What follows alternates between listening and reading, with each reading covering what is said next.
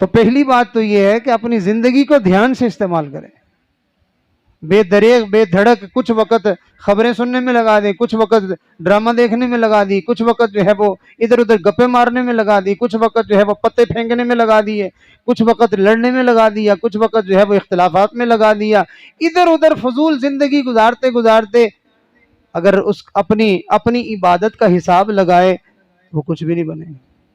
مثال کے طور پر موٹا سا ہم حساب لگاتے ہیں، جس آدمی کی زندگی 50 سال ہے، فرض کریں ایک آدمی کی زندگی 50 سال ہے، تو 50 سال میں اس کے 25 سال سونے میں گزرے ہیں،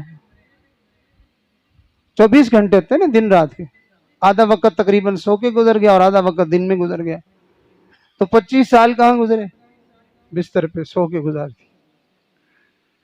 اب پیچھے رہ گئے 25 سال، ان 25 سالوں میں ہم روزانہ اگر حساب لگائیں تو ہم 24 گھنٹے میں بمشکل ہم عبادت کرنے والے جو لوگ ہیں، نیکی کرنے والے جو لوگ ہیں، ان کی عبادت کا دورانیہ 1 سے 1.5 گھنٹہ مشکل سے بنتا ہے۔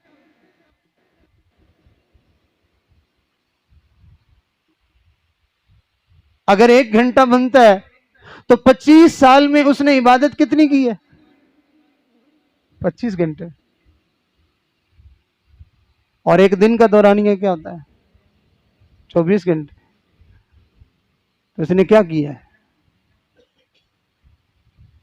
ہم جو اپنے آپ کو نیک سمجھنے والے لوگ ہیں، فجر کی نماز پڑھی تو 10-15 منٹ لگے، ظہر پڑھی تو 10 منٹ لگے، عصر پڑھی تو 10 منٹ لگے، مغرب عشاء میں بھی اسی طرح 10-15 منٹ، ان کو جمع کریں تو وہ گھنٹہ 1.5 گھنٹہ بنتا ہے۔ اور یہ وہ ہیں جو نمازی ہیں۔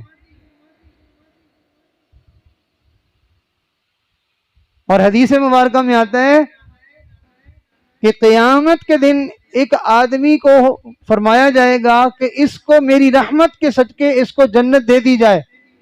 وہ کہے گا نہیں یا اللہ، میں نے تو اتنے 100 سال عبادت کی ہے، میری عبادت کے بدلے میں مجھے جنت دی جائے۔ اللہ فرمائیں گے میری رحمت کے بدلے اس کو جنت دے دو۔ وہ کہے گا یا اللہ، میں نے اتنے 100 سال عبادت کی۔ اللہ فرمائیں گے فرشتوں لے جاؤ اس کو اور اس کی عبادت کو بھی پلڑے میں رکھ دو اور میری نعمتوں کو بھی ایک پلڑے میں رکھ دو۔ نعمتوں میں سے صرف ایک نعمت بینائی اللہ نے جو اس کو دی تھی، وہ اس کی پوری زندگی کی عبادت اس کا بدلہ نہیں بن سکے گی۔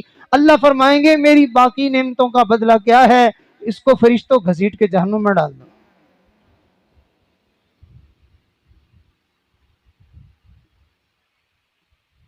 ہم گناہوں پہ گناہ کرتے رہتے ہیں، اللہ اپنی نعمتوں پہ نعمتیں دیتے رہتے ہیں، اور ہمیں شکوہ پتہ کیا ہوتا ہے؟ اور جی نماز بھی پڑھتے ہیں، ویسے ٹوٹا پھوٹا قرآن بھی پڑھتے ہیں، منزل بھی پڑھتے ہیں، فلانا، پتہ نہیں پھر کیا مسئلہ ہے۔